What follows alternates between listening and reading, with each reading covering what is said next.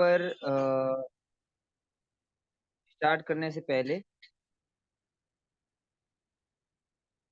1 minute आप सब लोगों का हमारे बीच में बहुत महत्वपूर्ण है और इसके थोड़ा सा हम कुछ चीजें जान लेते हैं कि इस विषय की जरूरत क्या है। तो आप लोग देखेंगे कि जीवन के प्रत्येक क्षेत्र से मतलब ये जो तीनों शब्द है ना, आहार, स्वास्थ्य और साधना, तीनों कनेक्टेड है। मतलब आहार अगर हम अच्छा नहीं लेंगे, इस विषय पे हमारे प्रिय तोषानंद दादा हैं हमारे साथ में। उनसे भी हम आज में अनुरोध है हमारा कि वो भी बोलेंगे। थोड़ा सा मैं इंट्रोडक्टरी कुछ बोलूंगा, दीदी नहीं आती जब तक, फिर उसके बाद में दीदी कहेंगी अपनी बात, फिर प्रिय तोषानंद दादा कहेंगे। तो जब तक के लिए मैं ये बताना चाह रहा हूँ कि आहार अगर हमने शुरू से उसके कंसेप्ट को समझा है, आहार की हमने अपने बच्चों को समझाया है, तो वो जीवन के प्रत्येक क्षेत्र में अपने आप को संतुलित रख सकते हैं और उनकी आदतें भी संतुलित रहती हैं। और स्वास्थ्य जो मतलब आहार को आप ये समझ लीजिए स्वास्थ्य का वो पूरक है। तो जैसे जैसे हमें आहार की प्रॉपर जानकारी होगी तो हम अपने स्वास्थ्य को भी अच्छा रख सकते हैं। आप एक बात समझिए, जैसे हम एक फ्रिज को लेके आते हैं, तो फ्रिज को लेके आते हैं तो उसको मैनुअल हम अपने साथ में पढ़ते हैं। मोबाइल का मैनुअल अगर हम जितना अच्छे से समझते हैं तो हम मोबाइल को अच्छे से यूज कर पाते हैं। उसी प्रकार से इस शरीर का एक मैनुअल होते हैं। वो मैनुअल कहाँ मिलेंगे हमें? तो वो मैनुअल हमें जो रिसर्च स्कॉलर्स हैं, यानी कि जिनको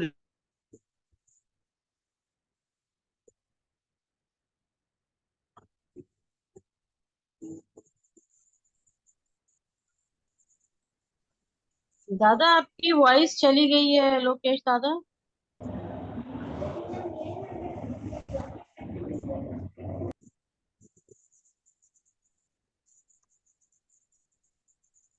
डॉक्टर आशु दीदी नहीं ज्वाइन हुई है क्या अभी? लोकेश जी? नहीं दादा अभी नहीं हुई, अभी नहीं हुई। अच्छा।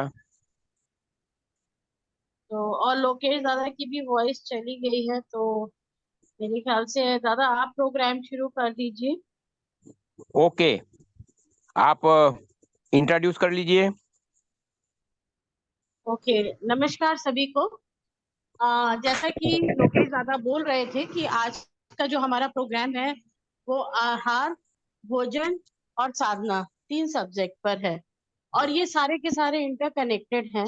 किस तरह से आहार जो है हमारे स्वास्थ्य को मदद करता है और किस तरह से एक अच्छा स्वास्थ्य हमारे आध्यात्मिक उन्नति को अफेक्ट करता है, इसके बारे में मैं प्रियतोषानंद दादा को रिक्वेस्ट करूंगी कि दादा संक्षिप्त में आहार और हेल्थ मतलब स्वास्थ्य और हमारा आध्यात्म, तीनों का आपस में क्या संबंध है, कैसे एक दूसरे से जुड़े हुए हैं, थोड़ा सा दादा इसका ब्रीफ इंट्रोडक्शन दे दीजिए।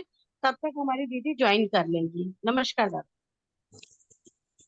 ओके, सभी पार्टिसिपेंट्स भक्तों को मेरा हार्दिक नमस्कार तथा हृदय से स्वागत है। एक्चुअली ये जो प्लेटफॉर्म है यूनिवर्सल प्राउटिस्ट यूथ फेडरेशन और इनके जो प्रेरणा स्रोत है हमारे प्रियतम बाबा गुरुदेव आनंद मूर्ति जी उर्फ प्रभात रंजन सरकार,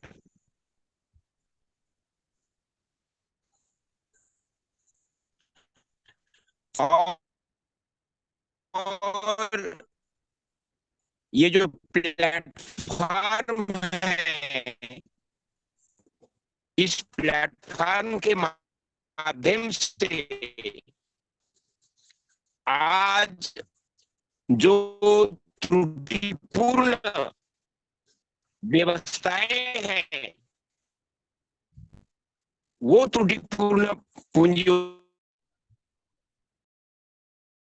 व्यवस्था, साम्यवाद व्यवस्था और संप्रदाय रूपी अंधविश्वास मतलब डागमा के कारण आज मनुष्य का जो जीव से शिव की ओर यात्रा है वो कंफ्यूज रूप में है। इसीलिए ये लोकेश जी ने आज विषय रखा है, मुख्य जो प्रेरणा है वो साधना की है, लेकिन साधना करने के लिए शरीर माध्यम खलु धर्म साधनम। अगर स्वस्थ शरीर नहीं है तो साधना भी नहीं हो सकती है, और स्वस्थ शरीर रखने के लिए शिव की शिक्षा के अंतर्गत प्रमिताहार,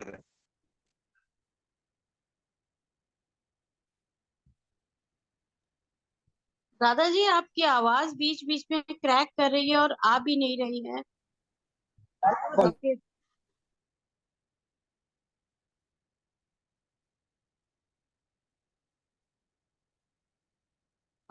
सॉरी, मेरे को लगता है कि नेटवर्क इशू है।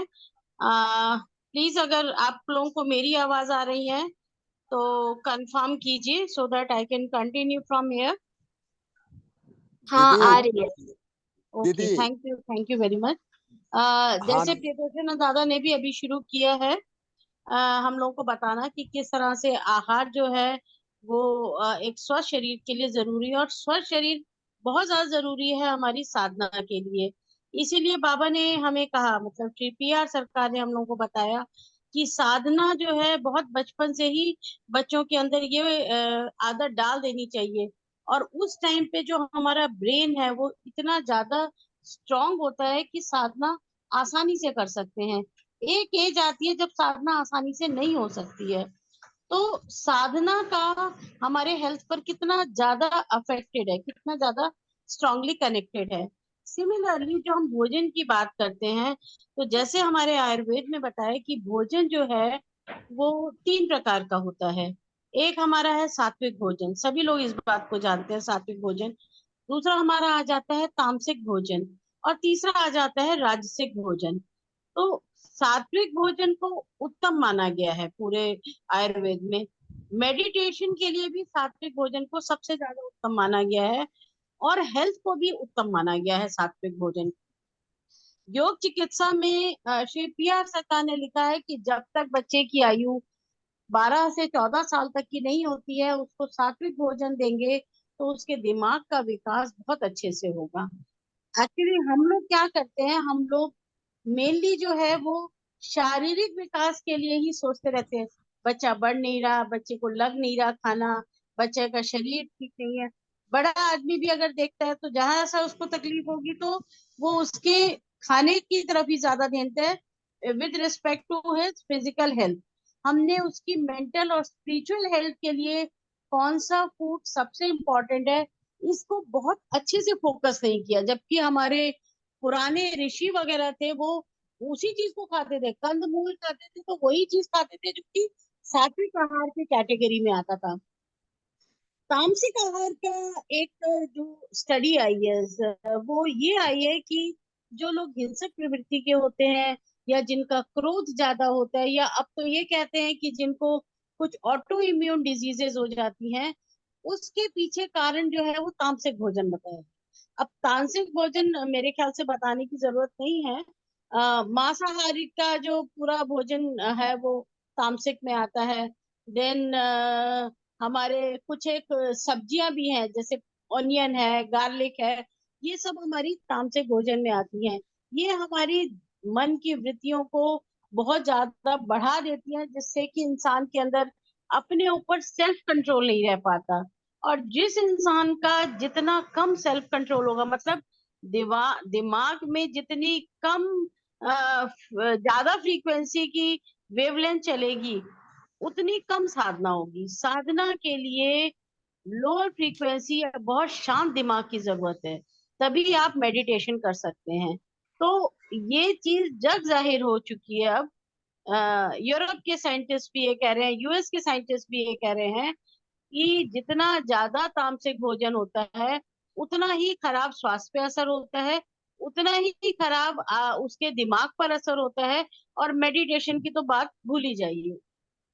शायद यही वजह है कि बाबा ने हम लोगों को स्ट्रिक्टली मना कर दिया था डे फर्स्ट से, जब हम लोगों ने साधना सीखी, मेडिटेशन सीखी। अब मेडिटेशन की जहां तक बात है, मेडिटेशन जैसे अभी दादा बोल रहे थे कि मनुष्य को शिव तक पहुंचना, मतलब यूनिट माइंड को कॉस्मिक माइंड में डिसॉल्व करना ही जो है वो मेडिटेशन का गोल है। लेकिन अगर हम डे टू डे रूटीन में भी देखते हैं, चाहे वो स्टूडेंट्स का देखते हैं या और लोगों का देखते हैं, तो हमें ये पता चलता है कि मेडिटेशन स्टूडेंट्स को भी बहुत फायदा करता है। मेडिटेशन एक वर्किंग एम्प्लॉय को भी फायदा करता है। मेडिटेशन विमेन को भी फायदा करता है। तो मेडिटेशन ये नहीं कि सिर्फ आपको स्पिरिचुअल साइंस में ले जाएगा। मेडिटेशन फिजिकल बॉडी पर भी असर करता है। बहुत सारे एक्सपेरिमेंट हुए हैं, बहुत जगह जगह एक्सपेरिमेंट में, आनंद मार्ग की बात नहीं करेगी, आउटसाइड आनंद मार्ग की बहुत ज्यादा एक्सपेरिमेंट्स हुए हैं जहां पर ये प्रूफ हुआ है कि मेडिटेशन हेल्थ, माइंड और स्पिरिचुअल तीनों चीजों को अफेक्ट करता है। तो ये सब कहाँ से आता है? ये आता है सात्विक भोजन से। तामसिक भोजन क्या करता है? शरीर को भी खराब करता है, साधना में भी प्रॉब्लम करता है, और जो कंसंट्रेशन है वो भी वीक करता है। ये सब चीजें इतनी आसानी से पकड़ में नहीं आती। ऐसा नहीं लगता कि आज सात्विक भोजन किया तो कल जो है उसका असर नजर आ जाएगा, या फिर आज तामसिक भोजन किया तो कल ही वो आदमी हिंसक हो जाएगा। ऐसा नहीं है। इनका असर धीरे धीरे धीरे धीरे पहले बॉडी पर, उसके बाद उसके माइंड पर, उसके बाद उसकी साइकी पर करते करते उसका असर आ जाता है। और फिर वो जब आता है तो बहुत लंबे समय तक रुकता है। ओवरनाइट में उसको ठीक करना भी मुश्किल हो जाता है। तो ऐसी जगह हम क्यों जाएं जहां पर एक चीज को क्रिएट कर दी जो कि कहीं इरिपेयरेबल है? कैंसर जैसी बीमारी है, इरिपेयरेबल है। तो इस तरह की प्रॉब्लम्स हमें नहीं देखनी चाहिए। तीसरा जो हमारा भोजन आता है वो राजसिक आता है। राजसिक भोजन जनरली जो पहले तो जैसे नाम किया राजसिक, राजा के लोगों की तरफ, जो वेल्दी लोग थे, रिच थे, जो अफोर्ड कर सकते थे, उनको इस तरह की भोजन बहुत आसानी से मुहैया भी किए और दिया भी जाता था, क्योंकि उनके लिए स्ट्रॉन्ग फिजिक की, कुछ एक्स्ट्रा वर्क की एक्सपेक्टेशन होती थी। बट आज तो देखिए राजसिक भोजन में भी जो हम घी तेल करते हैं, डॉक्टर्स तो तुरंत मना कर देते हैं कि भैया इसको बंद कर दीजिए, आपकी हार्ट ट्रबल आ जाएगी। तो बिफोर आई कंटिन्यू फर्दर, प्रितोषानंद दादा ने ज्वाइन कर लिया है। दादा मैं इस सब्जेक्ट के लिए बिल्कुल भी तैयार नहीं हूँ, तो जो जो मेरे मन में था थोड़ा थोड़ा मैंने बोल दिया है। You please continue with your class.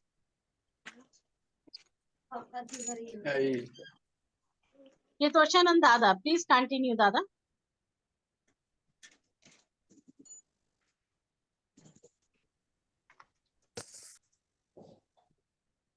मेरे ख्याल से प्रियतोषानंद दादा को मेरी आवाज नहीं सुनाई दे रही है, या फिर वो बोल हम रहे। मैं आपकी आवाज सुन रहा हूँ। आप मेरी आवाज सुन रही? बिल्कुल बिल्कुल दादा, प्लीज आप कंटिन्यू कीजिए। मैं इस सब्जेक्ट पे प्रिपेयर्ड नहीं हूँ। ओके। हाँ, तो मैं शुरुआत तो ऑलरेडी किया था, तो यही मैं ये जानकारी देना चाह रहा हूँ कि ये जो मनुष्य जीवन मिला हुआ है, ये परमात्मा का विशेष गिफ्ट है। This gift is to know the self. हम लोग मनुष्य होने के नाते हम जाने कि मैं कौन हूं, और मैं कौन हूं इसको जानने के लिए meditation, to know the self. तो मेडिटेशन, ये जो प्रेरणा है, ये गीता की प्रेरणा है, वेदांत की प्रेरणा है, तंत्र की प्रेरणा है। इसी प्रेरणा को बाबा ने आज इस संसार में रहते हुए आत्म मोक्षार्थम जगत हितायश्च, इस उद्देश्य के साथ हमें संसार में ही रहना है, लेकिन संसार में रहते हुए ये जो अनमोल जीवन है इसको चरितार्थ करने के लिए अपने आप को जानना, उस जानने के प्रक्रिया को साधना कहा जाता है। और इसीलिए ऋषि मुनि लोगों ने प्रेरणा दी है, तुम साधना करो मन, इस तन का क्या ठिकाना। अर्थात ये जो ह्यूमन लाइफ है ये बहुत अनमोल है।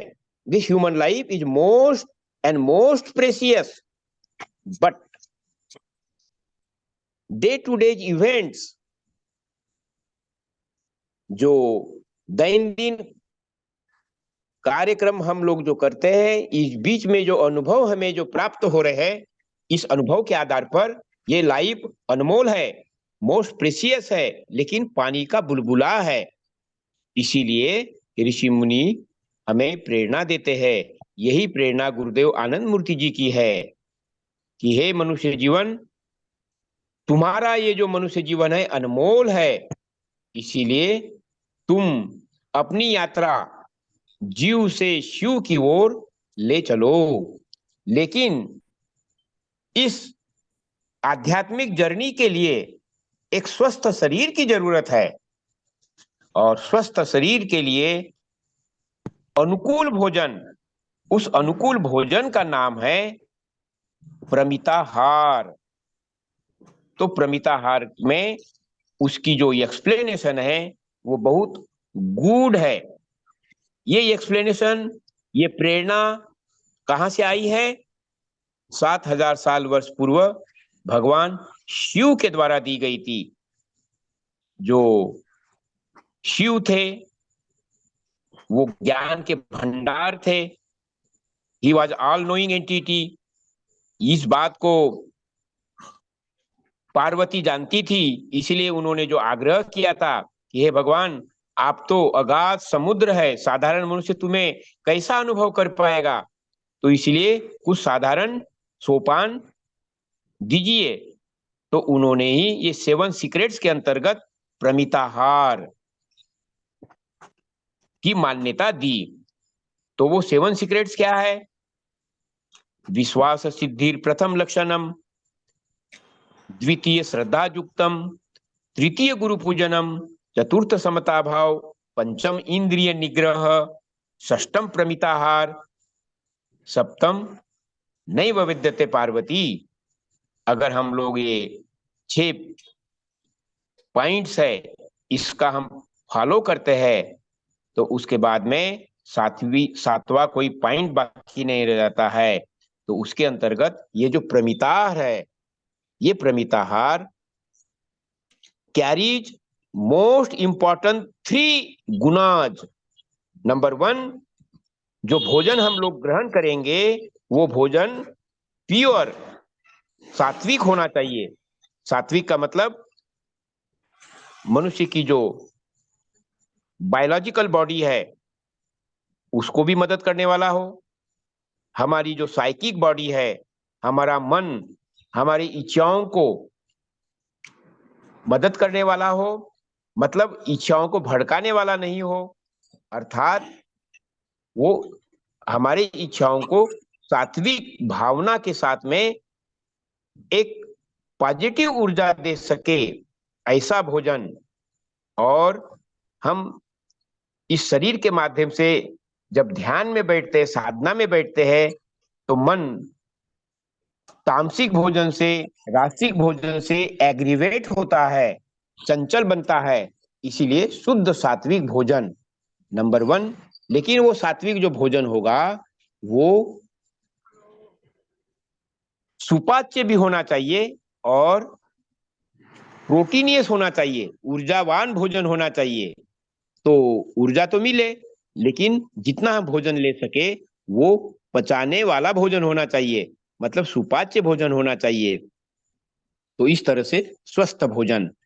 तो इसके लिए हमारे जो प्रेरणा स्रोत है, हम लोग तो गुरु आनंद मूर्ति जी के फॉलोअर होने के नाते हम लोगों को उन्होंने वो जो गाइडलाइन दी है, यौगिक चिकित्सा और द्रव्य गुण, जो विशेष जानकारी लेना चाहते हैं उनके लिए ये जो लिटरेचर है, यौगिक चिकित्सा और द्रव्य गुण, इसके अंतर्गत बहुत ही प्रैक्टिकल गाइडलाइन दी गई है। उसी में से जो आज आवश्यक है वो चीजें मैं बताने जा रहा हूं। जैसे वो कहते हैं, एक उदाहरण के द्वारा बड़ा अच्छा लोगों को जागृत करते हैं। हम दादा लोग जन पर बाबा के साथ में बैठे थे और बाबा जो है जनरल ज्ञान देने के क्रम में पूछते हैं, बोलो इस शरीर का सबसे महत्वपूर्ण पार्ट क्या है? तो किसी ने लीवर, तो किसी ने हार्ट, तो किसी ने और अलग अलग चीज बोला, लेकिन किडनी के बारे में कोई नहीं बोल सका। तो बाबा ने याद दिलाया कि देखो, किडनी शरीर का बहुत ही महत्वपूर्ण बायोलॉजिकल रोल अदा करने वाला पार्ट है। अगर ये किडनी स्वस्थ है तो हमारा लिवर भी फंक्शनल रहेगा, डायबिटीज से भी कंट्रोल रहेगा और पाचन क्रिया भी जो है मजबूत रहेगी। इसीलिए इस किडनी को स्ट्रांग रखने के लिए उन्होंने उदाहरण के लिए बोला कि जो मेथी है, मेथी के लगभग 1 चम्मच दाने, उसको धो करके शाम को भिगो दिया जाता है और वो जो पानी है खाली पेट सवेरे पिया जाता है। 50 ग्राम या 100 ग्राम के रूप में खाली पेट में पी ले। उसके बाद में उसको अपना एक्शन करने के लिए थोड़ा सा टाइम दे। तो इस दृष्टि से हम अपने इस किडनी को मजबूत भी रख सकते हैं और किडनी के कारण लिवर भी फंक्शनल रहेगा, मजबूत रहेगा, डाइजेशन सिस्टम एक्टिवेट रहेगा। तो इस तरह से बाबा प्रेरित करते हैं। आगे इस सिस्टम को और भी डायनामिक रखने के लिए आचार्यों के माध्यम से 3-4 आसन जरूर सीख लेना चाहिए और सीख के उसको अगर हो सके तो 2 समय जरूर करे। अगर 2 समय करते हैं दैट इज एक्सलेंट। इससे बायोलॉजिकल ये जो बॉडी है ये डायनामिक स्टेज में रहती है और डायनामिक स्टेज में रहने के कारण शरीर का जो लॉ है कि हम मात्र शरीर नहीं है, शरीर तो कवर है, इसके भीतर में मन है, लेकिन ये मन इच्छाओं की गुलामी के कारण इस भौतिक दुनिया में, जागतिक दुनिया में अपरा ज्ञान में ही ज्यादा इन्वॉल्व रहता है। तो उसको चैनलाइज करने के लिए ये आवश्यक है कि आसनों के माध्यम से हम उसकी जो धारा है वो सूक्ष्मतम बना सके। और उसके लिए बाबा ने और 4 चांद लगाने के लिए स्वयं शिव का जो तांडव था उसको पुनर्जागृत किया, लेकिन वो पुरुष लोगों के लिए ही है। लेकिन हमारे सिस्टर लोगों ने जब अनुभव किया कि तांडव बहुत ही उपयुक्त है तो उन्होंने बंद कमरे में तांडव तो किया, लेकिन उसका जो प्रभाव है, क्योंकि फीमेल के जो फिजियोलॉजी को ये तांडव शूट नहीं करता है, तो मूछ दाढ़ी आना शुरू हुआ। तो बाबा तो उस समय पटना जेल में थे, अंतर्यामी होने के नाते उन्होंने इस बात को अनुभव किया, देखा। और वो जो महिलाएं लोग पाश्चात्य देशों की थी बाबा को मिलने के लिए आई और बाबा को बल्कि आक्षेप भी किया कि बाबा यू आर ए पार्शियल गुरु। तब अंतर्यामी बाबा ने कहा, बतलाओ बेटा मैं पार्शियल कैसे हूं? तुम लोगों को तो ये बतलाया गया कि ये जो फीमेल बायोलॉजी फिजियोलॉजी है इसमें तांडव शूट नहीं करता है, इसलिए हमने मना किया था। तो तुम लोगों ने तांडव किया तो उसका प्रभाव तो तुम लोगों ने देखा कि दाढ़ी मूछ आना शुरू हो चुका है। तो लेकिन मैंने देखा कि मेरी बेटी लोगों को भी जो है इसका विकल्प मिलना चाहिए। तो उसी समय में मैंने संकल्प लिया कि जैसे ही मैं जेल से बाहर आऊंगा तो तांडव का विकल्प कौशिकी नृत्य दूंगा। और वो दयालु बाबा, सर्वशक्तिमान बाबा, उन्होंने तांडव का विकल्प कौशिकी दिया। और जब इसके ऊपर में प्रयोग हुआ, डेमोन्स्ट्रेशन किया गया, तो ये एक्सरसाइज मेल को भी और फीमेल को भी दोनों को मदद करने वाली है और इसमें 22 रोगों का निदान है। ऐसा सुंदर भौतिक, मानसिक और आध्यात्मिक स्तर का ये जो एक्सरसाइज है, that exercise is known as Kaushiki नृत्य। बेसिकली कौशिक जो हमारे जो कोश है उसको वो सबलाइम करने में मदद करता है। तो ये तांडव का विकल्प के रूप में पूर्ण एक्सरसाइज है, इसके माध्यम से हम स्वस्थ रह सकते हैं। लेकिन स्वस्थ रहने के पीछे प्रेरणा यही है, शरीर माध्यम खलु धर्म साधनम। तो आजकल का जो जमाना है, बायोलॉजिकल जानकारी की दृष्टि से, मेडिकल के माध्यम से बहुत सारी अच्छी अच्छी गाइडलाइन मिली हुई है और हमारे आनंद मार्गी लोग उसमें परिपक्व है। 16 सूत्र का पालन करते हुए प्रमिताहार का भोजन किया जाता है। इसको और भी थोड़ा सा मैं बोलते हुए फिर मैं साधना के पक्ष पर आना चाहूंगा। तो जैसे बाबा कहते हैं, दीनांतेच सॉरी निशांतेच पिबेत पेयम, भोजनांतेच पिबेत तक्रम, दीनांतेच पिबेत दुग्धम। आगे बाबा कहते हैं, जो इस नियमों को पालन करते हैं, किम वैद्यस्य प्रयोजनम, जो इस नियमों का पालन करेगा उसको तो डॉक्टर के पास में भी जाने की जरूरत नहीं पड़ेगी। ऐसी सुंदर प्रेरणा है। तो ये जो प्रेरणा है, ये साक्षात मोस्ट अपडेटेड इस संसार के तृतीय तारक ब्रह्म गुरुदेव बाबा आनंद मूर्ति जी, शिव और कृष्ण के बाद आज के इस कलयुग के लिए कंप्लीट ईश्वर केंद्रित दर्शन के साथ में वो आविर्भूत हुए। और हम मैक्सिमम जो पार्टिसिपेंट्स हैं, मुझे ऐसा विश्वास है कि ज्यादा से ज्यादा लोग हमारे पार्टिसिपेंट्स ऑलरेडी साधना सीखे हुए हैं। जिन्होंने नहीं सीखा होगा उन लोगों से हमारा आग्रह है, आप अलग से संपर्क करें। और ये जो साधना है, ये साधना है टू नो द सेल्फ, और इसको जानने के क्रम में जो अनुभूति प्राप्त होगी, वो अनुभूति विवेक और वैराग्य को जागृत करती है। और ये विवेक और वैराग्य ही समाज में रहते हुए अपने परिवार का दायित्व, जिसमें हमारे पूरे परिवार के लोग आते हैं, जिसमें बच्चों को एक अच्छा संस्कार सम्मिलित है, उसके बाद में अड़ोस पड़ोस है, उसके बाद में जिस दायित्व में है, कोई डॉक्टर है, कोई टीचर है, कोई किसान है, कोई नेतागिरी में है।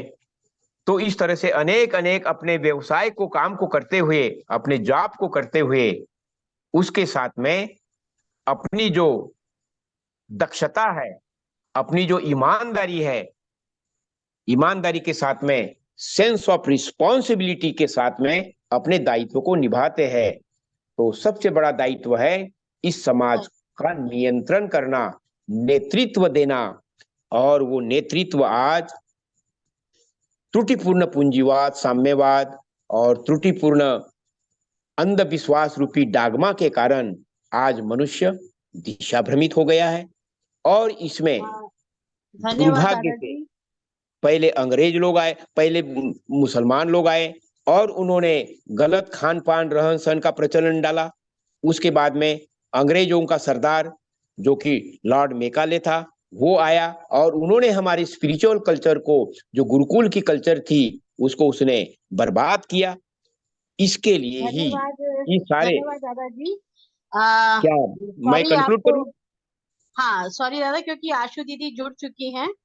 हाँ, तो मैं चाह रही थी कि मैं उनको इंट्रोड्यूस करा दूं, तो आप बस थोड़े शब्दों में इसको कंक्लूड हाँ, बस मैंने कंक्लूड करने के क्रम में मैं चंद मिनट में मैं कंक्लूड कर देता हूं। तो मैं यही कहना चाह रहा था कि ये जो स्वस्थ शरीर रखना है, ये स्वस्थ शरीर इसलिए रखना है जिससे कि हम शरीर के माध्यम से अपने जीवन की यात्रा, जीव से शिव की ओर जो जाने की यात्रा है, उसको सफल बना सके, अपने जीवन को चरितार्थ बना सके, और आत्म मोक्षार्थम जगत हितायश्च, ये जो आनंद मार्ग का उद्देश्य है, जो गुरुदेव आनंद मूर्ति जी की प्रेरणा है, इसमें एक आदर्श व्यक्तिगत जीवन और सामाजिक जीवन सद्विप्र लीडरशिप के लिए तैयार हो सके, जिससे कि हम अपना व्यक्तिगत दायित्व और सामाजिक दायित्व को भी निभा सके। इसीलिए साधना। तो इस विषय को मैं समय के लिमिटेशन में कंक्लूड इसलिए करना चाह रहा हूं कि हमारे बीच में एक विशेष अतिथि के रूप में डॉक्टर आशु दीदी उपस्थित हो चुकी है। आइए, आपका स्वागत है, और आप अपने अनुभव से हमारे पार्टिसिपेंट लोगों को, हम लोगों को आप प्रेरित करें। You are welcome. नमस्कार आशु दीदी, डॉक्टर आशु दीदी का मैं स्वागत करती हूँ इस फोरम पे। और बहुत अच्छा सब्जेक्ट दीदी आपने हमें सजेस्ट किया है, हेल्थ, फूड और स्पिरिचुअलिटी। तो दीदी आप प्लीज अपने आप को अनम्यूट कर लीजिए, मैं ज्यादा समय नहीं लूंगी। दीदी जो है हमारी एक क्वालिफाइड आयुर्वेदिक डॉक्टर है, और इसके साथ साथ श्री PR सरकार की लिखी हुई पुस्तक यौगिक चिकित्सा में भी पारंगत है। तो हम सभी लोगों की एक तरह से फैमिली डॉक्टर भी हैं दीदी। तो दीदी आपका बहुत बहुत स्वागत है इस पर। प्लीज आप अपना माइक अनम्यूट कर लें।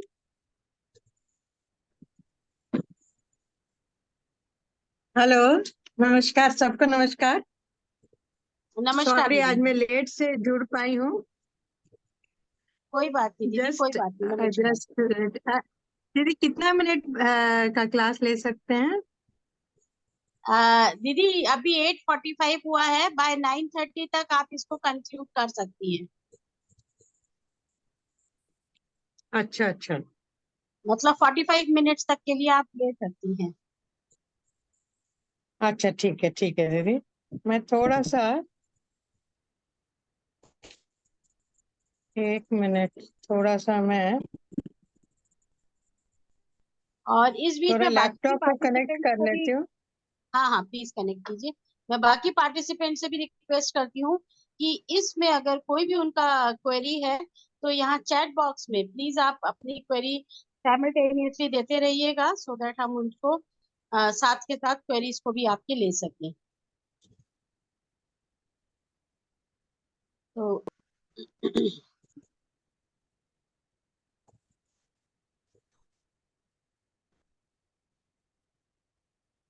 दीदी मैंने आपको को होस्ट भी बना दिया, अगर आपको स्लाइड्स अपनी कोई शो करनी है तो आप कर सकती हैं। हाँ हाँ दीदी, हमको एक मिनट और लगेगा। कोई बात नहीं। अ, इस बीच में मैं भारती राज दीदी को इनवाइट करती हूँ, वो भी हमारे साथ जुड़ी हुई है। भारती राज दीदी, आप 2 मिनट की विंडो में आपको दे रही हूँ, आप प्लीज इस सब्जेक्ट पे थोड़ा सा अपना भी व्यूज प्रेजेंट कीजिए। नमस्कार दीदी। थैंक यू नमस्कार। दीदी। नमस्कार टू ऑल दीदीज एंड दादा। दीदी, मनुष्य का जो अस्तित्व है सबसे पहले खान पान से ही है। अगर हम खाएंगे नहीं कुछ दिन तो हमारा अस्तित्व खत्म हो जाएगा। तो बिल्कुल। सबसे पहले शरीर को रखना है, तभी हम साधना कर पाएंगे। तो उसके लिए हमें चाहिए कि अब खाते तो सबको ही है, जानवर भी खाता है, पशु पक्षी भी खाता है, प्लांट्स भी खाते हैं, लेकिन मनुष्य को क्या खाना है ये डिसाइड होता है कि हम किस उससे क्या लाभ मिल रहा है। खाने का भी स्तर है, सिर्फ खा रहे हैं शरीर के लिए या फिर मन के लिए भी खा रहे हैं। दोनों चीज पे ध्यान देना होगा, क्योंकि मनुष्य के पास एक उन्नत मन है। तो हमें ये हमेशा ध्यान रखना है कि जब भी हम खाएं तो सिर्फ शरीर ही नहीं बल्कि मन को भी अच्छा अच्छा फूड मिले। और कहा भी जाता है, जैसा आहार वैसा विचार, जैसा अन्न वैसा मन। तो हमें ये चीज हम पर्सनल लाइफ में भी ऑब्जर्व करेंगे कि अगर कुछ हम बहुत स्पाइसी फूड खा लेते हैं तो हमें बहुत बेचैनी सा लगने लग जाता है। अच्छा फील नहीं होता, बहुत हेवीनेस फील होता है। और जब हम सॉफ्ट खाना खाते हैं, सिंपल खाना खाते हैं, तो बहुत लाइट सा फील होता है, इजिली डाइजेस्ट भी हो जाता है। तो हम ये महसूस कर सकते हैं कि हम जैसा खाते हैं वैसा ही हमारा शरीर रिफ्लेक्ट करता है, और वैसे ही हमारा मन भी होता है। और जब बहुत खा लिए, स्पाइसी फूड खा लिए, और उसके बाद फील करेंगे कि बहुत इरिटेशन होता है, अच्छा फील नहीं होता है, बहुत तमह तमह प्रवृत्ति ज्यादा आता है। लेकिन जब हम ऐसा फूड खाते हैं, सिंपल फूड खाते हैं, सीजनल फूड खाते हैं, और साथ ही साथ लोकल फूड खाते हैं, तो हमारा जो शरीर होता है वो अच्छा कंफर्टेबल फील करता है, और हम उस हिसाब से सौम्य व्यवहार होता है हमारा। तो हमें इस चीज का ध्यान हमेशा रखना चाहिए। और प्रकृति जैसे बनाई है, जैसे शेर अगर मांस खा रहा है और अगर मनुष्य मांस खा रहा है, तो कहाँ क्या गलत है, क्या सही है? अगर प्रकृति शेर को मांसाहार बनाई है, अगर वो मांस खा रहा है, तो उस पर गलत प्रभाव नहीं पड़ता है, क्योंकि उसका डाइजेस्टिव सिस्टम सब कुछ उस हिसाब से बना है। लेकिन मनुष्य का जो स्ट्रक्चर है, जो दांतों का बनावट है, सब कुछ है, वो शाकाहार के लिए है। अगर वो मांसाहार खाता है, इसीलिए देखते हैं कि जब भी मांसाहार होता है तो उसमें लोग बहुत मात्रा में उसमें प्याज लहसुन डालते हैं उसको गलाने के लिए नॉन। तो क्यों? क्योंकि वो इजिली डाइजेस्टेबल हो जाए। कच्चा मांस किसी को दिया जाए, वो नहीं डाइजेस्ट कर पाएगा। तो हमें ये भी देखना होगा कि प्रकृति हमें किस तरह से बनाई है। अगर प्रकृति हमें अगर शाकाहार बनाई है, हम अपने बनावट से उसको एक्सपेरिमेंट करके भी देखा जा सकता है, और इससे बड़े स्वाभाविक तरीके से पता चल जाता है कि हम प्रकृति हमें कैसे बनाई है। साथ ही साथ लोकलाइज्ड भी होता है। जैसे कोई अगर अंटार्कटिका में रह रहा है, वहां कोई वेजिटेशन नहीं है और सिर्फ एक्वेटिक एनिमल्स वहां पे हैं, तो उनका जो आहार है वो अलग है, वो हम कल्चर में भी देखते हैं। या फिर कोस्टल एरिया, उनका अलग तरीका है। फॉर एग्जाम्पल कि ठंडे जगह में लोग कोई गर्म चीज खा रहा है तो उसको इफेक्ट नहीं पड़ता, लेकिन सेम गर्म चीज अगर हम गर्मी वाले जगह में भी, जैसे हम देखते हैं हमारे इंडिया के कल्चर में चाय पीने का या कॉफी पीने का कल्चर बहुत ज्यादा आजकल प्रचलन में है। लेकिन हम देखेंगे कि ऑलरेडी इतनी गर्मी रहती है, इंडिया ट्रॉपिकल कंट्री है, और उसमें भी लोग को देखते हैं कि जब भी मिल रहे हैं चाय सर्व कर रहे हैं। तो आप खुद सोचिए कि ऑलरेडी इतना गर्मी है, ऊपर से आप गर्म आहार ले रहे हैं, तो वो कितना बैड और इम्पैक्ट पड़ेगा बॉडी पे। तो इन्हीं शब्दों से थैंक यू, हाँ जी। हाँ रिक्वेस्टिंग यू हाँ टू दीदी, कंक्लूड दीदी, वाइंड अप रिक्वेस्टिंग करती यू हूँ। To conclude. हाँ हाँ। यस दीदी, तो कंक्लूजन यही है कि हमेशा सोच समझ के आहार लें, क्योंकि हम जानवर नहीं है। और जानवर भी जब उसका पेट भर जाता है तो वो एक्सेस नहीं खाता है, या उसके जो स्वभाव में नहीं होता है वो चीज नहीं खाता है। तो हम मनुष्य है, हमारे पास मन है, समझ है, तो हम सोच समझ के कुछ भी खाएं। तो एक थॉट जरूर दें कि या क्या ये मेरे शरीर और साथ ही साथ मन के लिए अच्छा है या नहीं है, तभी उसको खाएं। Thank you to everyone. Thank you. Namaskar, all dadas and didis. Thank you, Didi. Thank you Bharti Raj दीदी। It was a valuable discussion, आपने बहुत सुंदर हम लोगों को बताया। अब मैं आशु दीदी को इनवाइट करती हूँ, उनका स्क्रीन सामने हम लोग के आ गया है। तो दीदी आप प्लीज कंटिन्यू करें, और मैं आपसे ये भी रिक्वेस्ट करना चाहती हूँ कि इन केस हमारी क्लास आज नहीं हो पाती पूरी, मतलब जो हम सब्जेक्ट मैटर को लेकर जा रहे हैं, तो फिर हम इसको नेक्स्ट ट्यूसडे भी कंटिन्यू करेंगे। यस आशु दीदी please, now it's over to you. सबको नमस्कार। नमस्कार सॉरी नमस्कार। मैं बहुत ज्यादा लेट हो गई आज।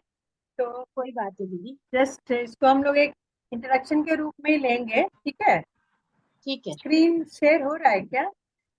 हाँ हाँ बिल्कुल बिल्कुल दिख रहा है दीदी, आपकी स्लाइड है वो दिख रही है। स्लाइड मूव हो रहा है? अभी तो नहीं हो रहा है, आप पेज डाउन करके मूव करके देखिए। हाँ, एक बच रहा हूँ, just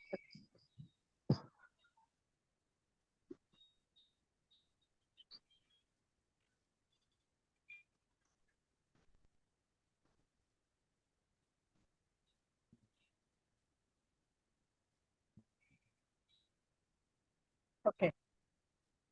यस दीदी अब दिख रहा है। कुछ नेट इश्यूज है, वीडियो ऑफ कर देती हूँ मैं, कुछ हाँ जी शेकिंग हो हाँ रहा है थोड़ा सा, ठीक है? हम्म। तो इट इज जस्ट दैट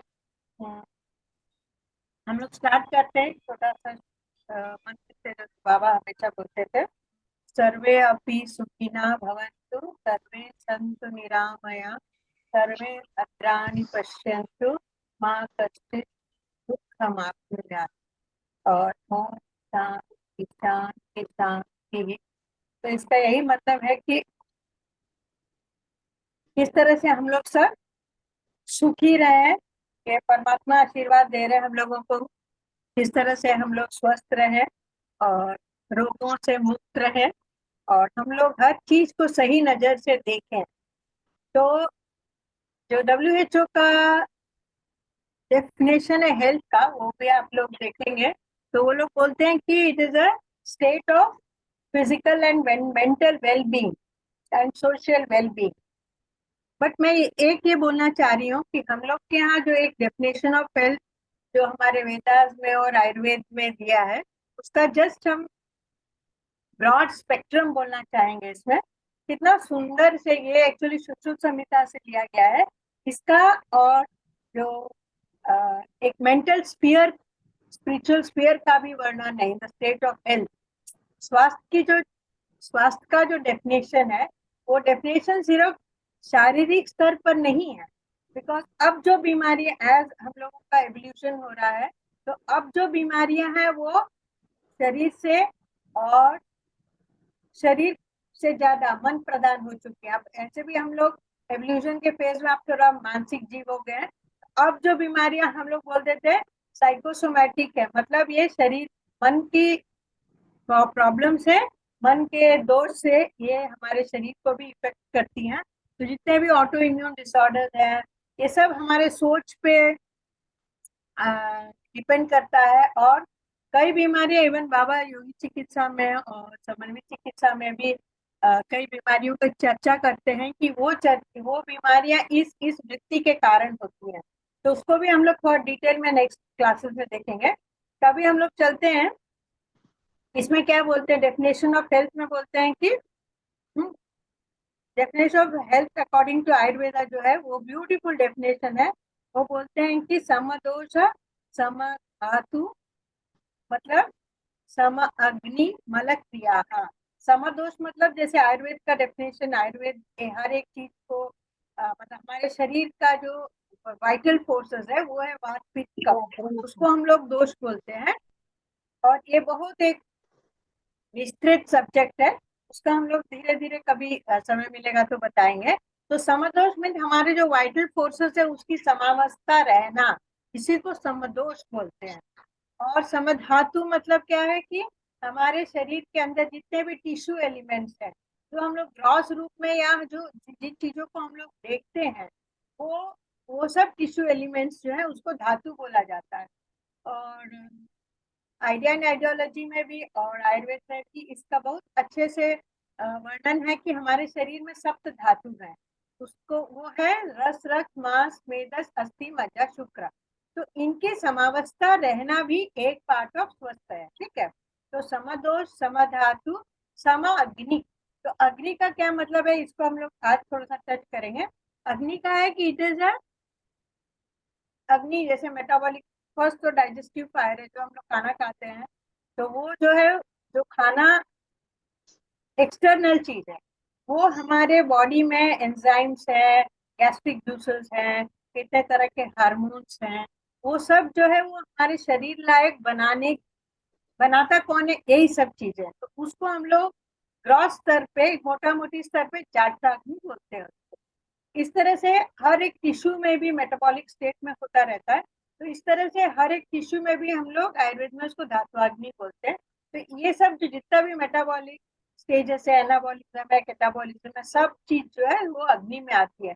तो अग्नि की समावस्था रहना भी एक हेल्थ का एक लक्षण है। तो अब हम लोग ने क्या समझा, समदोष, सम अग्नि, सम धातु, सम अग्नि, मल क्रिया। सम मल क्रिया मतलब जितने भी बॉडी में जो भी टॉक्सिन्स प्रोड्यूस होते हैं या जो भी वेस्ट मटेरियल है वो शरीर से बाहर निकलता है, उसको हम लोग मल बोलते हैं। जैसे अब हम लोग मेनली मोटा मोटी समझे कि जितना भी सॉलिड है वो सुबह सुबह जो है हमारा पेट साफ होता है, तो जितना भी सॉलिड वेस्ट फाइबर्स है, जितना सॉलिड वेस्ट है वो सब शरीर से बाहर निकल जाता है। दूसरा है यूरिन के द्वारा या मूत्र के द्वारा, तो वो जो है वो जितने भी सॉल्युबल टॉक्सिन्स हैं, वो कुछ सॉल्ट्स है, कुछ यूरिया है, वो सब बाहर निकल जाता है। एक्स्ट्रा वाटर है वो सब शरीर के से यूरिन के माध्यम से बाहर निकल जाता है। दूसरा, कुछ सॉल्ट्स है या कुछ वाटर का जो बैलेंस मेंटेन करने के लिए जो स्वेटिंग से कुछ निकल जाते हैं मल। और दूसरा है कुछ कार्बन डाइऑक्साइड वगैरह हमारे ब्रेथ से बाहर निकल जाते हैं। तो इनका भी, ये मल जितना भी शरीर से जो बाहर निकलता है, इनकी समावस्था रहना भी हमारे स्वास्थ्य का एक लक्षण है। ठीक है, तो अब हुआ ये शारीरिक स्तर पर इन्होंने चर्चा की कि ये जस्ट एक ग्रॉस मोटा मोटी मैंने बताया आपको, समदोष, समधातु, सम अग्नि, सम मल क्रिया, ये हुआ फिजिकल स्टेज में। अब बोलते हैं प्रसन्न आत्म इंद्रिय मन, मतलब प्रसन्नता किसकी? आत्मा की प्रसन्नता। ये बहुत एक स्पिरिचुअल एस्पेक्ट हो गया। इंद्रिय मीन्स हमारे ज्ञानेंद्रिय और कर्मेंद्रिय हो गया। इन ज्ञानेंद्रिय और कर्मेंद्रिय की प्रसन्नता एक स्वस्थ का लक्षण है। ठीक है, प्रसन्न आत्म इंद्रिय मन। तो हम लोगों को पता है, चाहे हम लोग कितना भी हेल्दी रहे, हम लोग स्वस्थ, मान लीजिए हमारे पैरामीटर्स, आजकल तो बहुत तरीके हैं हमारे बॉडी के पैरामीटर्स को नापने का, उसके नापने के बाद भी हमको लगता है कि अरे हम तो बीमार हैं, हमको ये प्रॉब्लम है, वो प्रॉब्लम है। अब सब कुछ शरीर के लेवल में ठीक होता है, पर फिर भी कई बार डिप्रेशन है, एंजाइटी है, मेलैंकोली है, अकेलापन का महसूस एहसास होना। तो क्या ऐसा आदमी स्वस्थ, ऐसा आदमी जो मन से खुश नहीं है, तो वो एक स्वस्थ के कैटेगरी में आता है क्या? आप लोग सोचिए। उसको हम लोग, उसको उस शरीर, वो स्वस्थ के कैटेगरी में, वो अपने आप को स्वस्थ समझता ही नहीं है। वो तो क्या हुआ, मैं अगर मेरा ये सब पैरामीटर्स ठीक है, शारीरिक रूप में मैं ठीक हूँ, बट मेरे को ये सब प्रॉब्लम है। कोई एक वृत्ति डोमिनेट करती है हमारे शरीर में, मतलब हमारे में एक मानसिक वृत्ति कोई डोमिनेट करती है, तो हम लोग सब उससे बहुत परेशान रहते हैं, और हम लोग खुद चाहते हैं कि वो वृत्ति हम धीरे धीरे किस तरह से उसको ओवरकम करें। बाबा ने कई माध्यम दिए हैं, कई चीजें दी है कि इतना सुंदर साइंस है जो बायोसाइकोलॉजी है, उसमें बाबा बोलते हैं कितना कौन सी वृत्ति कौन से चक्र में कंट्रोल होती है, और उस चक्र का आसन आचार्य लोगों की मदद, आचार्य जी की मदद से अगर हम लोग सीखते हैं, तो धीरे धीरे धीरे वो वृत्ति भी कंट्रोल में आ जाती है। तो ये है। तो इसमें इसमें देखिए, शारीरिक लेवल में फर्स्ट लाइन का डेफिनेशन आया, समदोष, सम अग्निश्च, सम धातु मल क्रिया, प्रसन्न आत्म इंद्रिय मन। प्रसन्नता किसकी है? आत्मा की, इंद्रिय की और मन की प्रसन्नता रहेगी, तभी वो स्वस्थ उसी को बोला जाएगा। इतना सुंदर डेफिनेशन है। और धीरे धीरे WHO भी अपना डेफिनेशन को रिफाइन करता जा रहा है, जैसे हम लोग एवोल्यूशन की सीढ़ी पर चढ़ रहे हैं, वैसे ही इनका डेफिनेशन भी रिफाइन होता जा रहा है। बट आप सोचिए, इतना इंट्यूशनल साइंस डेवलप था उस टाइम पे, इतना सुंदर डेफिनेशन हमारा शारीरिक, मानसिक स्तर पे, आध्यात्मिक स्तर पे, तीनों स्तरों पे हमारे जीवन शैली को इतना सुंदर तरीके से बोलकर इन्होंने का डेफिनेशन दिया है। ठीक है, तो इसके बाद, तो ये एक डेफिनेशन हुआ हेल्थ का। तो और इसके बाद जो है, थोड़ा सा आपको हम इस के माध्यम से आपको हम थोड़ा सा एक डेफिनेशन बताते हैं। ये हमारा डाइजेस्टिव सिस्टम है। ठीक है, ये डाइजेस्टिव सिस्टम है। तो हम लोग जो है खाना हम लोग शुरू करते हैं पहले मुंह से। ठीक है, उसके पहले जो है हम लोग के यहाँ लोग सेकेंड लेसन लेकर उसके बाद खाना शुरू करते हैं। तो और भी जैसे जगह में ऐसा है कि कंजीनियल एटमॉस्फेयर, मन को शांत करने के लिए हम लोगों को व्यापक सोच बोला गया करने के लिए। आदमी जब एकदम व्यापक सोच करने से उसका असर मेंटल प्लेट पे बहुत अच्छा पड़ता है। ये हम लोग खुद महसूस करते भी हैं। जब तक माइंड रिलैक्स नहीं, जब तक मन जो है हमारा रिलैक्स नहीं होगा, तब तक हम लोगों को भोजन का सेवन नहीं करना चाहिए। क्योंकि हमारा जो एंजाइम्स है, ये आज साइंस भी प्रूव करती है, मॉडर्न साइंस भी, जब तक हमारे एंजाइम्स हैं, जब तक हमारे गैस्ट्रिक जूसेस हैं, जब तक उसका सेक्रीशंस पूरे स्तर से अच्छे से नहीं होता, तब तक हम लोगों को खाना नहीं खाना चाहिए। एक टेंशन माइंड में, या एक चंचल मन में, या एक मन अभी शांत नहीं है, मन किसी चिंता में लगा हुआ है, तो हमारा मन जो है वही इन्वॉल्व रहता है उसी चीजों में। तो इसलिए जो हम लोगों ने खाना खाया है वो ठीक से पचेगा भी नहीं।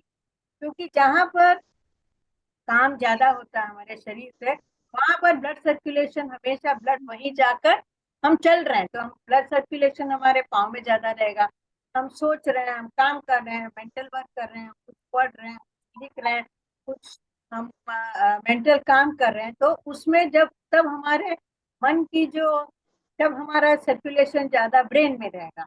बट जो अन्न हम लोग ग्रहण कर रहे हैं, उस अन्न को ठीक से पचना भी बहुत जरूरी है।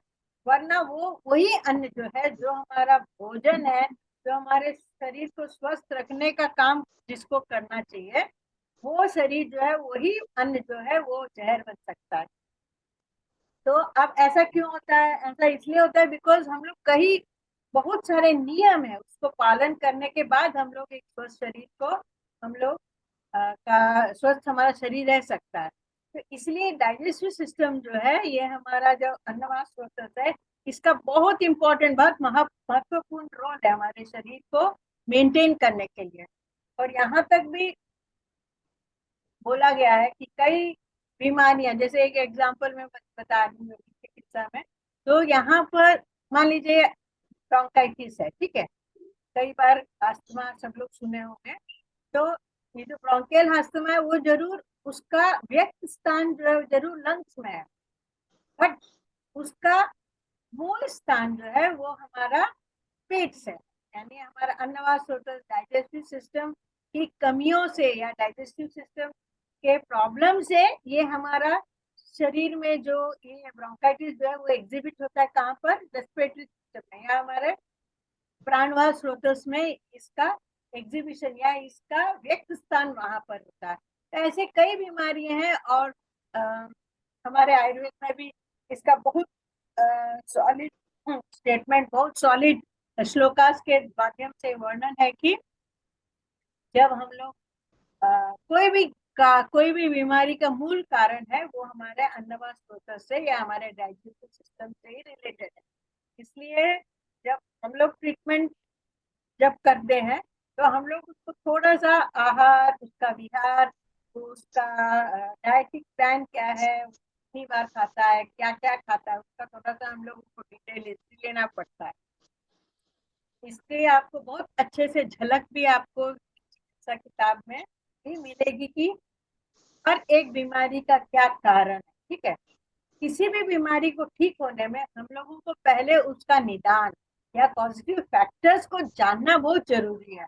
इसलिए ये हम लोगों को लिए कोई भी बीमारी का, मान लीजिए जब तक हम उस बीमारी का पॉजिटिव फैक्टर्स को एलिमिनेट नहीं करते हैं, उस बीमारी का कारण हम लोग नहीं हटाते हैं, तब तक कोई भी बीमारी से हम लोगों को निवारण नहीं मिल सकता, या हम लोग उससे ठीक नहीं हो सकते हैं। कुछ टाइम तक ठीक हो सकता है, बट अगर हम लोगों को पूर्ण रूप से अपने आप को स्वस्थ रखना है, तो उस बीमारी का कारण जानना बहुत जरूरी है।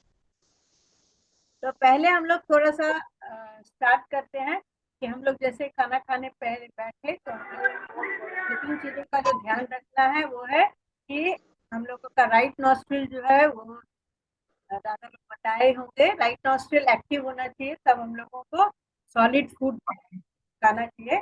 क्योंकि राइट नॉस्ट्रिल एक्टिव होता है तो ये सबका प्रैक्टिकल एक्सपीरियंस भी होगा।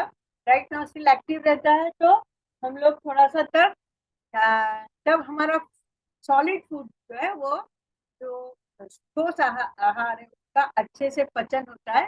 क्योंकि ये डाइजेस्टिव जूसेस जो है, जो हमारे पेट में, ये देखिए हमारा स्टमक है, इसमें डाइजेशन जो है वो मुंह में ही स्टार्ट होता है एक्चुअली। तो हम लोग जैसे ही खाने को या सोचते हैं अच्छा खाने के बारे में या खाने का दर्शन जब करते हैं, तभी हमारा डाइजेशन जो है, सलाइवेशन जो मुंह में स्टार्ट हो जाता है, मुंह में लार आने लगती है। तो इसीलिए खाने को हम लोग कोशिश करते हैं सब लोग कि हम लोग अच्छे से उसका प्रेजेंटेशन, अगर खाना का प्रेजेंटेशन अच्छा होता है तो वो सलाइवेशन है या माइंड भी तैयार होता है और फिर डाइजेस्टिव सिस्टम भी उसको रिसीव करने के लिए तैयार रहता है। तो इसलिए प्रेजेंटेशन ऑफ फूड भी बहुत अच्छे से अगर रहता है तो आदमी की इच्छा भी होती है कि ओ ठीक है खाना, इच्छा होगी तो फिर तुरंत देखिए सलाइवेशन स्टार्ट हो जाता है। और सलाइवेशन जो है वो हमारे कार्बोहाइड्रेट्स का पचन बहुत अच्छे से मुंह से ही शुरू हो जाता है। ठीक है, तो पर हम लोग क्या करते हैं, अभी हम लोग थोड़ा सा ज्यादा अधिकतर बिजी रहते हैं या हम लोग को थोड़ा सा मोबाइल देखने की भी आदत है। कई लोग मतलब सब लोग इससे ग्रसित हो ही गए हैं। बट इससे बाहर निकल कर अगर हम लोग अपना ध्यान खाने के तरीके में अगर हम लोग फोकस करते हैं तो मे भी हमारा डाइजेस्टिव सिस्टम जो है वो उसको अच्छे से पचा पाएगा। एक तो जब हम लोग डाइजेशन जो स्टार्ट होता है, हमारा डाइजेशन जो वो पे ही स्टार्ट हो जाता है। तो पहला पार्ट ये है कि हम लोग को खाना पहले अच्छे से चबाना चाहिए।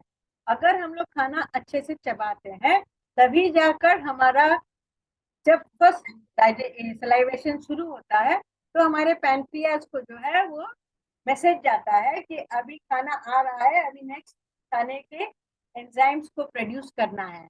उसको हम लोग बीटा एमिलेज बोलते हैं। तो अगर हम लोगों ने ये फर्स्ट जो अल्फा एमिलेज में होता है, अगर हम लोगों ने खाने को चबाने का जो नियम है उसको हम लोगों ने फटाफट मोबाइल देखने के चक्कर में हम लोग उसमें इतना इन्वॉल्व हो जाते हैं कि हम लोग को उसको सोचते हो 2-3 बार बस चबाया फिर अंदर।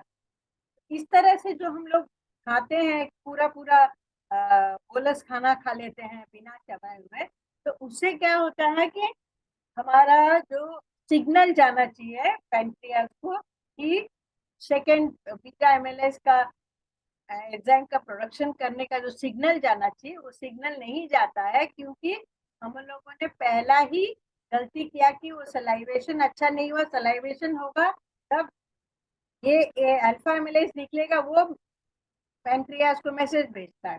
अगर हम लोग खाना नहीं चबाते तो हम लोग हमेशा इस चीज को भी बाईपास कर लेते हैं और फिर ज्यादा जो प्रेशर जो है डाइजेशन का प्रेशर, फिर पैनक्रियाज पे बहुत ज्यादा प्रेशर पड़ता है और एंजाइम को प्रोड्यूस करने के लिए ताकि खाना अच्छे से पच सके। खाना तो हम लोग खा लेते हैं बट हम लोगों का शरीर को अगर हम लोग मेंटली हम लोग साथ दें का मैक्सिमम क्या मिनिमम उस पर प्रेशर पड़े और वो अपना नॉर्मल फंक्शंस कर सके, तो इसलिए हम लोग को मानसिक रूप में भी हमको कुछ नियम का पालन करके इसका हम लोग अगर साथ देंगे तो हम लोग रियली एक स्वस्थ जीवन को एंजॉय कर पाएंगे। तो ये हुआ इसका इम्पोर्टेंस, इसका इतना इसका च्यूइंग का इम्पोर्टेंस है। इसको हम लोग आधे घंटे का कभी नेक्स्ट मौका मिलेगा ना तो इसका हम लोग और डिस्कशन करेंगे कि how chewing is so important. और जहाँ पर कुछ रिसर्चर्स की एक रिसर्च की चर्चा मैं कर देती हूँ कि एक बार लोगों ने सोचा कि चलो एक ग्रुप को इन्होंने तैयार किया जो कि खाना अच्छे से चबा चबा के खाते हैं और दूसरे ग्रुप में खाना जैसे आदमी खा लेता विदाउट एनी कुछ उनको इंस्ट्रक्शंस नहीं दिया गया था। तो नॉर्मली स्टडी ग्रुप में बोले आप जैसे खाना खाते हैं वैसे खाइए। तो जब लास्ट में 1 महीने बाद जो स्टडी पाया गया तो जो लोग चबा चबा के खाना खाते थे उन लोगों को ये पाया गया क्योंकि इन लोगों में जो है वो इन लोगों में खाना का क्वांटिटी ये लोग कम खाते थे बट इन लोगों के अंदर कुछ जो पैरामीटर्स थे स्टडी के, जैसे इन लोगों का ओवरऑल हेल्थ जो है, ओवरऑल स्किन का टेक्सचर, ओवरऑल स्किन का लस्टर जो है इन लोगों में बहुत अच्छे से ज्यादा था और इम्यूनिटी फैक्टर जो है इन लोगों में ज्यादा था जो अच्छे से खाना चबा चबा के खाते थे। और बाकी लोग जो थे उन पर भी जो पैरामीटर्स जज किया गया, तो उनके कंपैरिजन में जो अच्छा खाना चबाते थे उनका वेट भी कम हुआ, और उनके अंदर जो शुगर का लेवल्स था ब्लड में वो भी ड्रॉप हुआ, और इनका ओवरऑल हेल्थ, ओवरऑल जो बोलते हैं एक्टिविटी बढ़ी, मेंटल अलर्टनेस बढ़ा, मेंटली वो लोग बहुत ज्यादा काम करने लायक बन गए थे, और they felt active, they felt, बहुत उन लोगों को लाइट भी महसूस हुआ। तो ये स्टडी जो है ये यही प्रूव करता है कि अगर हम लोग खाना चबाते हैं तो हमारे जो डाइजेस्टिव ऑर्गन्स पर भी एक्स्ट्रा प्रेशर नहीं पड़ता है।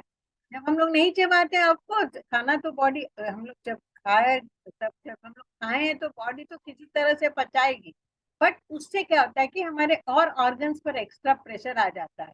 हम लोगों को खाना पचाने के लिए बहुत सारा एक्स्ट्रा काम करना पड़ता है।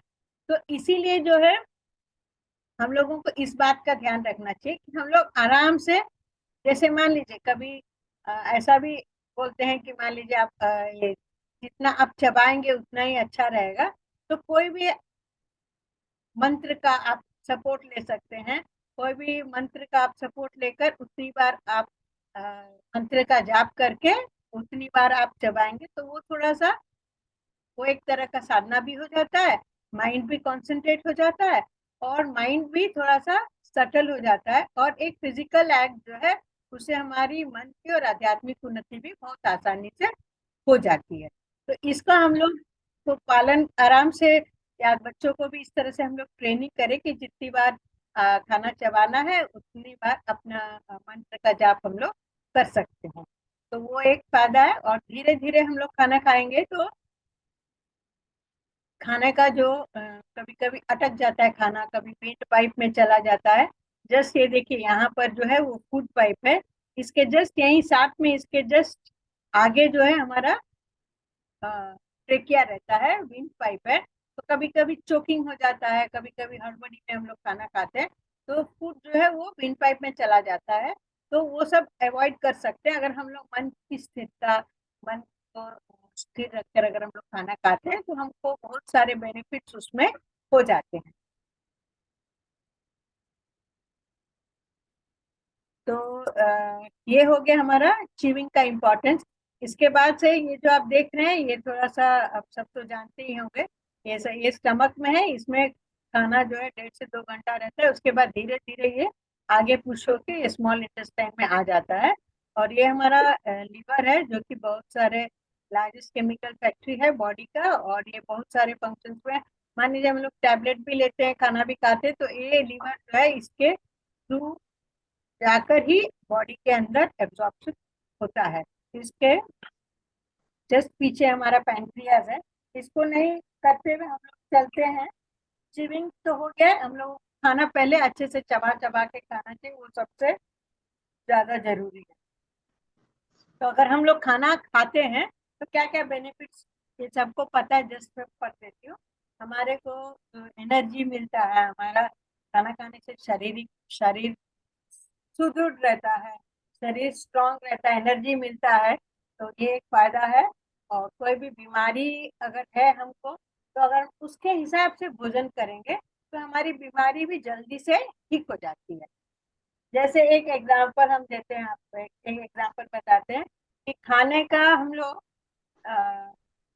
जैसे बुखार में, ठीक है, अब जब बुखार है तो हम लोगों को ये श्योर है कि हम लोगों को खाना उस टाइम एकदम जितना भूख हो और एकदम हल्का ही खाना खाना चाहिए।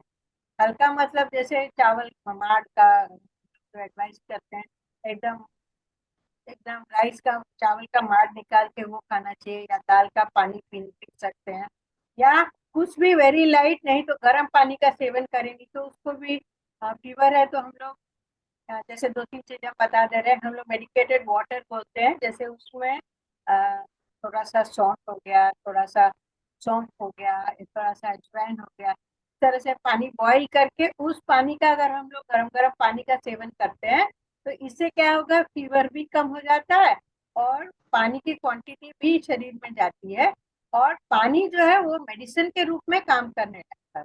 जैसे अभी जो फ्लू चला है, ठीक है, इस ये फ्लू में इसमें शायद आइडियल फार्मिंग में बाबा बोले हैं कि जो फ्लू होता है उसमें आधा कप जो है वो ऑरेंज का जूस और आधा कप गर्म पानी, वो वैसे हम लोग अगर हॉट ड्रिंक के रूप में सेवन करते हैं तो फ्लू के जो सिम्टम्स है वो धीरे धीरे कम हो जाएगा। तो यहाँ पर क्या हुआ, हमारा खाना जो है वो हमारी बीमारी को हटाने का काम किया, बीमारी की इंटेंसिटी को कम करने का काम किया, हमारे को रिकवरी, बीमारियों से रिकवरी करने में मदद करता है। तो इस तरह से जैसे लूज मोशन होता है, अब बारिश का मौसम है तो फ्लू कॉमन है और एक लूज मोशन होता है। तो लूज मोशन भी हम लोग को ध्यान रखना यही है कि बाहर का खाना या इन्फेक्टेड भोजन है, बाहर का प्रदूषित पानी अवॉइड किया जाए, नहीं पिया जाए, तो फिर टाइफाइड और ये सब लक्षण हो जाते हैं। इसके अलावा जब लूज मोशन होता है तो हम लोगों को फ्रेश खाना ही खाना चाहिए। ये सब के साथ साथ अगर मान लीजिए हो ही गया लूज मोशन, तो तब पेट अगर खराब हो गया तो तब खाने में हम लोगों को खाली पेट भी नहीं छोड़ना है। तब क्या है कि शरीर जो है वो हमारे बॉडी के टॉक्सिन्स को निकालने का प्रयास कर रहा है। तो डिसेंट्री चैप्टर में भी बाबा बोले हैं कि डिसेंट्री कब होता है, जब मनुष्य जो है वो स्ट्रॉन्ग इंजेक्शन से, स्किन डिसीज में इसकी चर्चा की है कि स्किन डिसीज पे स्ट्रॉन्ग इंजेक्शन के द्वारा जब हम लोग या स्ट्रॉन्ग मेडिसिन के द्वारा जब मोशन को डायरिया को कंट्रोल करने का प्रयास किया जाता है। मान लीजिए बहुत ज्यादा इन्फेक्शन हो जाए तो दवाइयां से स्ट्रॉन्ग देकर बंद जब किया जाता है तो स्किन डिसीज का कारण बन सकती है। एक नेचुरल तरीका वही है कि जैसे अगर लूज मोशन हो रहा है, डायरिया हो रहा है, तो हम लोग जैसे पानी का क्वांटिटी सफिशिएंट रखें, ओआरएस रखें, उसमें सॉल्ट हो गया, पोटेशियम हो गया, जैसे इस तरह के कुछ कुछ जो ओआरएस रेडीमेड आता है वो, या घर में भी आदमी बनाकर हाइड्रेशन अपना रखे पूरी तरह से। उसके अलावा केला, जो पका हुआ केला आता है उसको थोड़ा सा 3-4 टुकड़ा काट के घी में उसको फ्राई करके अगर उसको लिया जाए तो वो एक मेडिसिन के रूप में काम करता है।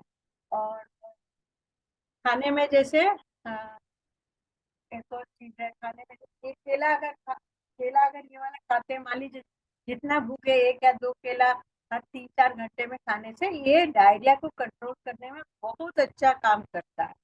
और दूसरा जो है जैसे कर्ड, दही नहीं खाकर कर्ड वाटर जो अच्छे से छाछ बना के मत के उसमें हम लोग छाछ का ही सेवन करें, या बेल का मौसम हो तो बेल खाएं, या बेल का सेवन करें। बार बार छाछ पीने से जो जो लॉस बैक्टीरिया, जो लैक्टोबैसिलस शरीर से निकल जाता है बैक्टीरिया के कारण से, वो रिस्टोर हो जाता है नेचुरली। घर में जमाए हुआ दही उसको अच्छे से मत के और उसमें सफिशिएंट पानी डालकर, सफिशिएंट मतलब आप जैसे आधा लीटर 3-4 चम्मच दही लेके उसको मत के उसमें नमक, जीरा और अजवाइन डालकर काली मिर्च, तो उसमें आधा लीटर से 1 लीटर पानी डाल के पतला छाछ वो पीजिए। वो एक मेडिसिन के रूप में भी काम करता है, हाइड्रेशन भी होगा और फिर लूज मोशन बहुत अच्छे से कंट्रोल में आ जाता है। और ये ले सकते हैं अगर भूख अच्छी हो गई है। हाँ, बट वन जो हम लोग स्ट्रेस एक इम्पोर्टेंट पार्ट का वो करते हैं कि जब तक अच्छे से भूख नहीं लगे तब तक खाना नहीं खाना चाहिए। आधा भूख में सोचे हो खाना पच ही जाएगा, खा ही लो, तो वो बीमारी का फिर कारण बन जाएगा। वो शायद टाइम रहेगा तो नेक्स्ट वीक इसको हम लोग थोड़ा सा डिटेल में बताएंगे कि किस तरह से हमारा खाना ही स्वास्थ्य का कारण है, हमारा खाना ही दवाई का हमारा खाना ही दवा बन सकता है, और हमारा खाना ही कैसे रोग का कारण बन सकता है, और हमारा खाना ही हमारा मानसिक संतुलन को कैसे मेंटेन कर सकता है। ये सब हमारे खाने पे बहुत ज्यादा डिपेंडेंट है।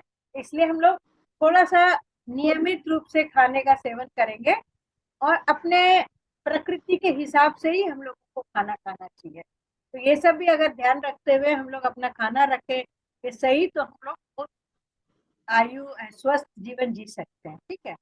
और इसके बाद सपोर्ट्स ग्रोथ, हमारे जब बच्चे छोटे रहते हैं तो धीरे धीरे ग्रो होते हैं, तो उनका भी अगर हम लोग डाइट अच्छा रखेंगे, जैसे milk is a very important food, तो बाबा भी इसको बच्चों के खाने के लिए बोले 5 साल तक मुख्य भोजन जो है वो बच्चों का दूध ही होना चाहिए। तो दूध जो है इट इज होलसम फूड, एक कंप्लीट फूड है वो, उसका अगर हम लोग सेवन करने से ये सपोर्ट ग्रोथ को, हाइट बढ़ना या टिश्यूज का रिपेयर होना, हमारे बॉडी में जो भी डैमेज टिश्यूज होता है, जो भी शरीर पे कई सेल्स तो 21 दिन ही रहते हैं, कई सेल्स जो है वो काफी मतलब रिप्लेसमेंट होता रहता है ना। तो अगर हमारा खाना अच्छा रहेगा तो हमारा सेल्स का रिपेयरिंग अच्छा होता रहेगा। और खाना भी, इसीलिए खाना बहुत इंपॉर्टेंट है। तो हमारा सेल्स का अगर रिपेयरिंग अच्छा होता रहेगा तो we will enjoy a long life with health, स्वस्थ जीवन, निरोग काया से हम लोग अपना जीवन को व्यतीत कर सकते हैं। और इसके बाद कोई भी न्यूट्रिशन डिफिशियंसी है, आजकल विटामिन डी डिफिशियंसी बहुत कॉमन है, B12 कॉमन हो चुका है, तो इस सब से हम लोग अपने खाने के द्वारा ही इसको हम लोग कंट्रोल करने के, ये सब खाना खाने सही सही से खाने से ये सब भी हम लोग को मिल जाएगा। और बॉडी में टॉक्सिन जो जमा होता है वो भी शरीर से बाहर निकालने के लिए हमारा खाना मदद करता है। तो हम लोग क्यों खाना इतना जब इम्पोर्टेंट है तो क्यों नहीं हम लोग खाना को एक औषधि के रूप में हम लोग उसको प्रोसीड करें, एक औषधि के रूप में ही हम लोग उसको खाएं। इसलिए सिलेक्शन ऑफ फूड जो है वो बहुत बहुत इम्पोर्टेंट हो जाता है। और दूसरा है कि हम लोगों को बस लास्ट स्लाइड को लगता है कि इसको थोड़ा सा बता देते हैं। तो इसमें क्या है कि माइंडफुल ईटिंग होना चाहिए। जब हम लोग खाना खा रहे हैं तब हम लोगों को सोच समझ के ही माइंडफुल सोचना ये चाहिए खाने के बारे में। अब खाने के बारे में सोचने का मतलब है कि we have to be cautiously eating. जैसे हम लोग कॉशियसली खाना खाते हैं, चेतनावस्था में हम लोग खाना खाते हैं, तो पहला सिग्नल जो है जब हमारा पेट भरा थोड़ा सा भरना शुरू होता है तो पहला सिग्नल आता है कि चलो भाई अब पेट थोड़ा भरने लगा है, ठीक है। अगर हम लोग टीवी देखकर खाना खाएंगे या हम लोग मोबाइल देखकर खाना खाएंगे या हमारा मन डिस्ट्रैक्टेड है या हमारा मन कुछ और सोच रहा है, स्ट्रेस है, एंजाइटी, कुछ भी, अगर हम लोग मन हमारा शांत नहीं है तो ये जो फर्स्ट सिग्नल है हमारे शरीर का खाने का वो हम लोग मिस कर जाते हैं, ठीक है। हम लोग खा रहे हैं, बस खा रहे हैं, ना चिविंग कर रहे हैं, ना चबा रहे हैं, बस हम लोग खाना खा रहे यही बस कर रहे हैं। तो हमारा जो फर्स्ट सिग्नल जो है वो बोलता है कि ओ एफ, अभी बस खाना पेट भरने लगा है, बस ब्रेन का शरीर सिग्नल देता है, बट हम लोग बिजी है इसलिए हम लोग ध्यान नहीं देते। इससे क्या होता है, ओवर ईटिंग हो जाता है। फिर बॉडी जो है फिर हम लोग को थोड़ा और, चलो भाई एक सब्जी थोड़ा और खा लेते हैं या एक रोटी और खा लेते हैं या तो आप पुलाव खा लेते हैं, बहुत अच्छा खाना बना है। ऐसे करते करते हम लोग क्या करते हैं, फिर सेकंड सिग्नल फिर शरीर देता है, कम ऑन बस करो बहुत हो गया, खाना हो चुका है। बट इसको भी हम लोग बाईपास करके फिर जब पेट एकदम भरने लगता है तब हम लोग जो है, तब हम लोग को बहुत ज्यादा पेट भर गया, तो दिस इज ओवर ईटिंग। अब इतना हम लोगों ने पेट भर लिया है कि शरीर को उतना फिर मेहनत लगता है, सारे ग्लैंड्स इन्वॉल्व हो जाते हैं उस खाने को पचाने के लिए। तो सारा हमारा ब्लड सर्कुलेशन जो है वो हमारे डाइजेस्टिव ट्रैक्ट में ही आ जाता है, तो मेंटल फंक्शंस जो है वो इफेक्ट हो जाते हैं। उसके बाद हम लोग को लगता है कि थोड़ा सा अब नींद आने लगा है, हम लोग आराम से एकाग्रता। तो what we are doing, body को भी हम लोग स्ट्रेसफुल सिचुएशन में लाकर डाल दे रहे हैं। बॉडी भी स्ट्रेस हो रही है खाना पचाने के लिए, हमारा मेंटल फंक्शन इफेक्टेड हो रहा है। अगर हम लोग वही सुपाच्य थोड़ा भोजन, हमारा बॉडी का सिग्नल जो है उसको, हर बॉडी का प्रकृति के हिसाब से अलग अलग सिग्नल आता है, ठीक है। तो हर बॉडी के लिए रिक्वायरमेंट अलग, एक आदमी का रिक्वायरमेंट दूसरे आदमी के साथ नहीं मैच कर सकता है। इसलिए हमारे यहाँ इतने वेराइटीज, स्पेशली इंडियन कल्चर में इतने वेराइटीज ऑफ खाना इसलिए बनते हैं क्योंकि उतना हर शरीर का, उतना हर प्रकृति का आदमी है, हर प्रकृति के आदमी का अलग अलग रिक्वायरमेंट है, इसलिए अलग अलग भोजन जो है, वेराइटीज ऑफ खाना बनता है।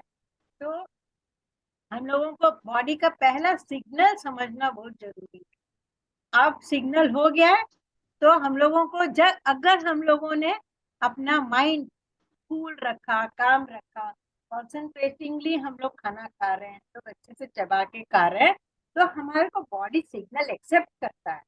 कम ऑन, अब बॉडी सिग्नल आएगा तो देन माइंड चलो कहता है आप सिग्नल आ चुका है, चलो थोड़ा सा और हम खा सकते हैं। ये बॉडी का सिग्नल हम लोग अगर नहीं समझेंगे ना, तो फिर we land up in over eating. Finally यही होगा कि हम लोग ओवर ईटिंग है, कुछ भी खा रहे हैं, जो जीभ को पसंद है वही खाना खा रहे हैं, तो विवेक शक्ति भी खत्म हो जाती है। इसीलिए मन को हमेशा काम होकर माइंडफुल ईटिंग जो है हम लोगों को करना चाहिए।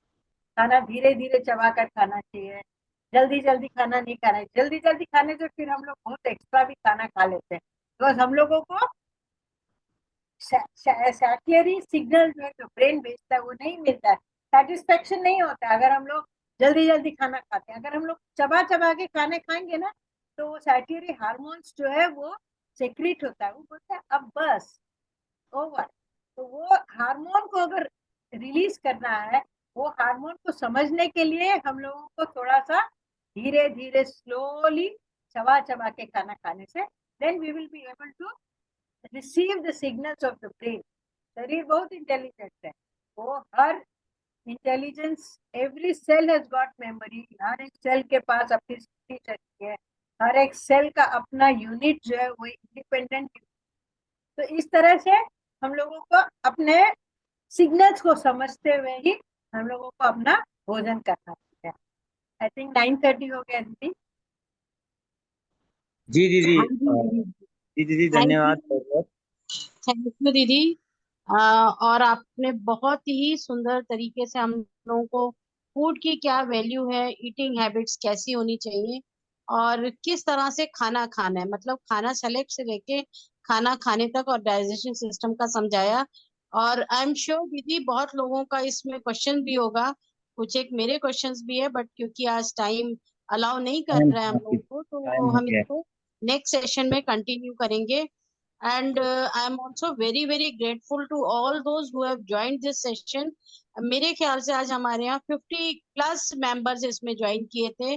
So how important this session is. और कुछ लोग बीच में आए निकल गए, but if consistently we have 32 or 35 members associated with this today's meeting, so I believe it is one of the fruitful meeting we have had so far. और आशु दीदी आपका बहुत बहुत बहुत धन्यवाद। और over to you Lokesh ji, please you continue now.